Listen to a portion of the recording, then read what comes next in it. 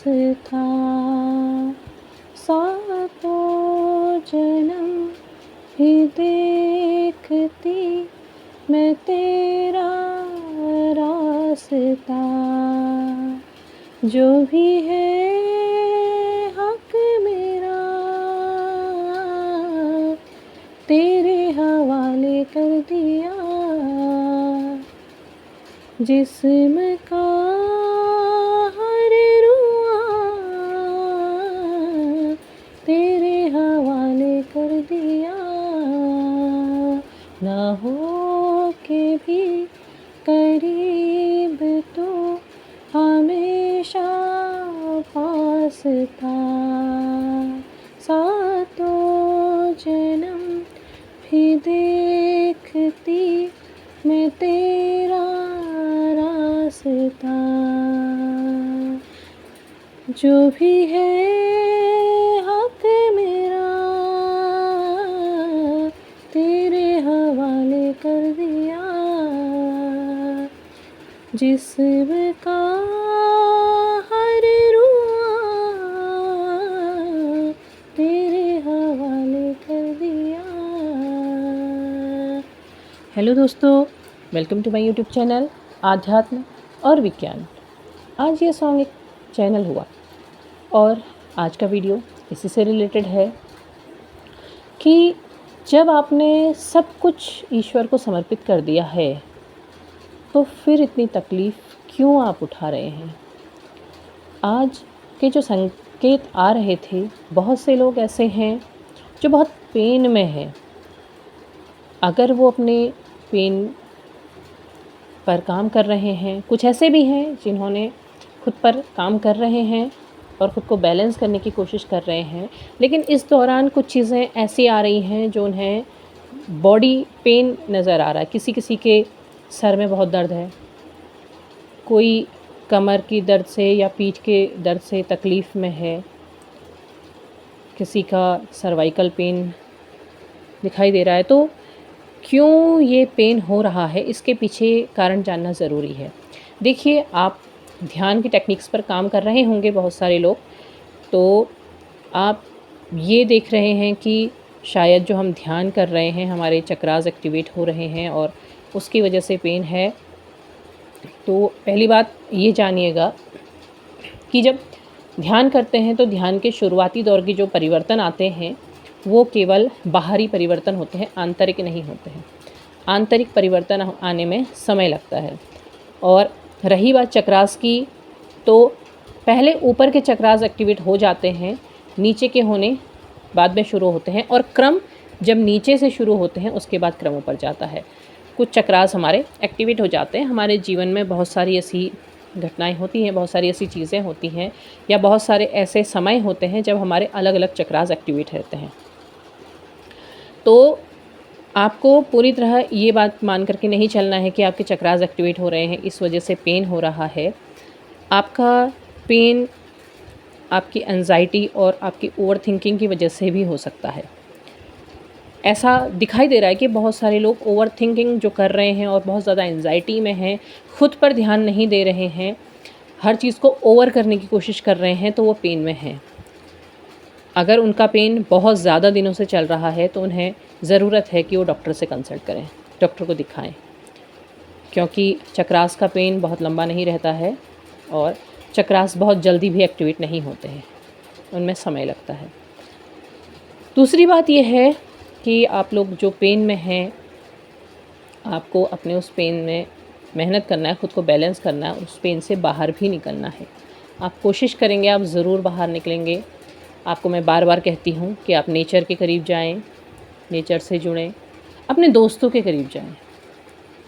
दोस्तों में बहुत सारी पॉजिटिव वाइब्स होती हैं, वो आपको हील करने में बहुत मदद करता है। अगर आप बाहर निकलने से डर रहे हैं, बहुत से ऐसे भी दिख रहे हैं जैसे उन्होंने खुद को आइसोलेट सा कर दिया है, मतलब घर के अंदर खुद को कैद सा कर दिया है, तो ये नहीं करना है। ये चीज़ आपकी ओवरथिंकिंग को बढ़ाएगी, आपके आसपास की नेगेटिविटी को बढ़ाएगी और आप किसी चीज़ का सामना करने से डरेंगे। अब आप अगर बाहर नहीं निकल रहे हैं, सामना नहीं कर रहे हैं और ऐसे में आप ये मान के चल रहे हैं कि आपका रूट चक्र एक्टिवेट हो रहा है, तो नहीं हो रहा है, क्योंकि रूट चक्र सबसे पहले आपके अंदर हिम्मत भरता है। जिसका रूट चक्र एक्टिवेट होता है वो बैलेंस होने लगता है, उसके अंदर हिम्मत आती है, वो परिस्थितियों का सामना करना सीखता है। तो इसका मतलब क्या है कि आप पेन में हैं तो आपको पेन पर काम करने की ज़रूरत है।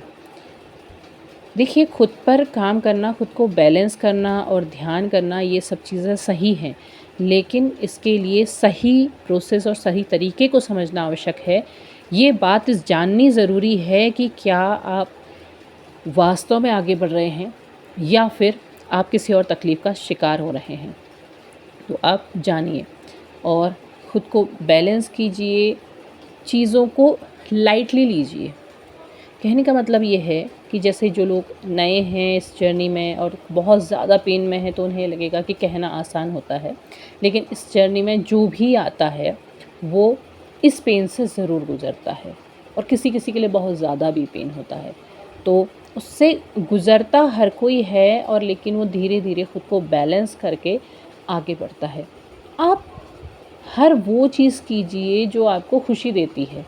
ये माना कि इस समय आपका मन किसी चीज़ में नहीं लगता है, आपका मन बिल्कुल उखड़ा रहता है, आप जो भी करना चाहते हैं वहाँ आप मन नहीं लगा पाते, लेकिन आपने लगाना है। और लगाने का सबसे आसान तरीका, सबसे पहला तरीका नेचर है। मैं बार बार नेचर को इसलिए प्रेफर करती हूँ क्योंकि ये नेचर हमारी माँ है। आप इसके करीब जाते हैं तो ये आपको माँ की तरह प्यार से गले लगा लेती है।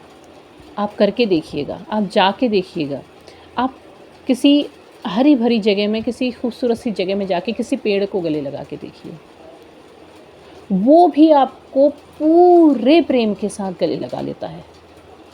वो पेड़, वो प्रकृति आपसे उस हद तक प्रेम करती है। आप नेचर से कहिए अपनी तकलीफ़, वो सुनती है, वो कहती है, वो रिलीफ़ भी देती है उसके बाद। तो आपने अपने आप को बैलेंस करना है, क्योंकि जिनके पेन, जिनका नज़र आ रहा है वो बहुत तकलीफ़ में है, तो उन्हें उससे बाहर निकलना है।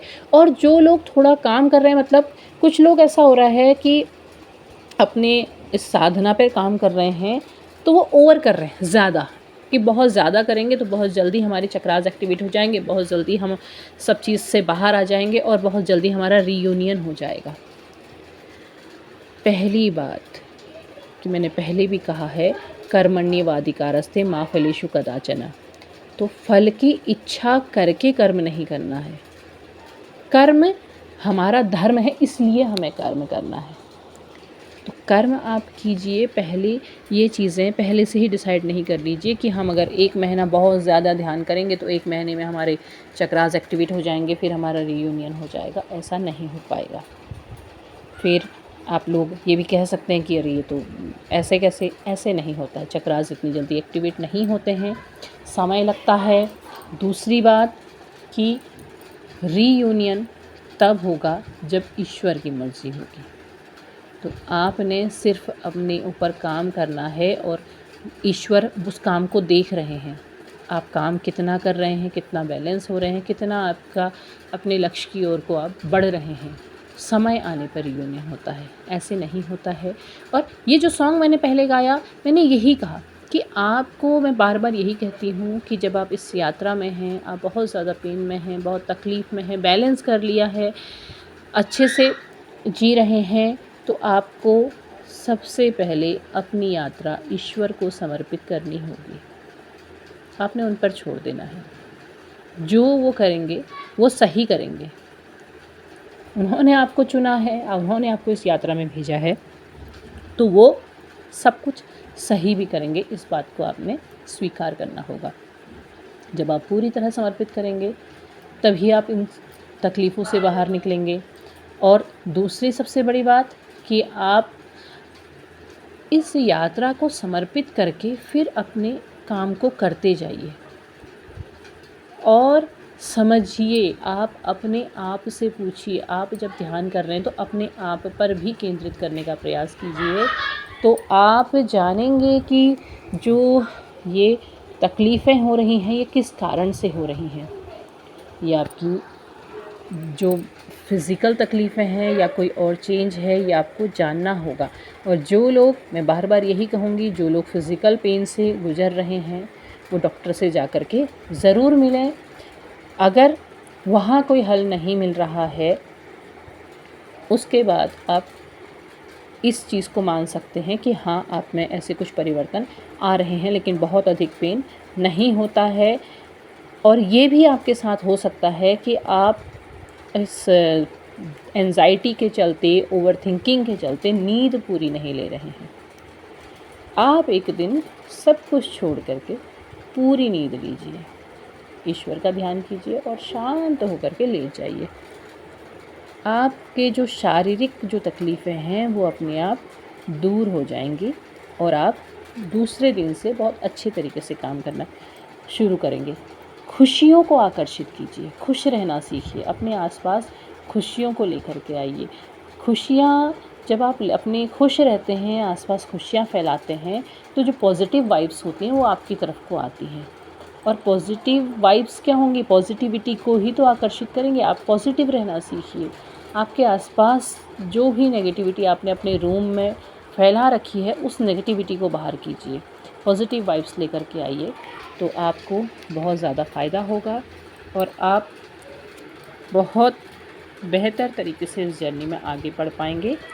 तो उम्मीद है आपको ये वीडियो पसंद आया होगा। पसंद आया हो तो लाइक, शेयर, सब्सक्राइब कीजिएगा। कमेंट बॉक्स में अपने विचार साझा करना ज़रूर, वहाँ पर अपने विचार साझा कीजिएगा और कमेंट बॉक्स में लिखिएगा आई फील पॉजिटिव। तब तक के लिए धन्यवाद।